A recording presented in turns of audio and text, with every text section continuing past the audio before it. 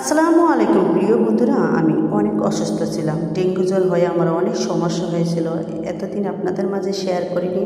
এখন সুস্থ হয়ে আপনাদের মাঝে একটা ভিডিও করলাম, যাতে আপনারা জানেন ডেঙ্গু জ্বর আসলে অনেক খারাপ। এই জন্য সবাই মশারিটা নিয়ে ঘুমাবেন, অনেক সময় এলামি করবেন না। ডেঙ্গু জ্বরে অনেকে মারাও যায়, অনেক সমস্যা হয়, যেটা আমি নিজে হওয়ার পরে অনেকটা বুঝতে পেরেছি। আমি মনে করেছি আগে ডেঙ্গু জ্বর সামান্য রোগ, এখন দেখি নিজের হওয়ার পরে অনেক সমস্যা ভুগেছি, বুঝতে পেরেছি। আর বিশেষ করে কি, আমি এতদিন ভিডিও আপলোড করেছি আমার ফেসবুকে, আগে ভিডিও সব কিছু করা ছিল, সেইগুলো আমি আপলোড করেছি। এখন আজকে সুস্থ হওয়ার পরে এই ভিডিওটা আমি নতুন করলাম।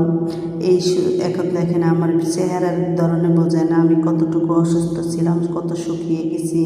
আমার চেহারা এখনও দুর্বলতা ভাব আছে, এখনও কোনো পরিশ্রম করতে পারি না, কাজ করলে ক্লান্ত লাগে, কোনো জার্নি করলে আমি অসুস্থ বোধ এখনও হয়। আপনাদের দোয়ায়, সবার দোয়ায় তাড়াতাড়ি আমি সুস্থ হয়ে গেছি।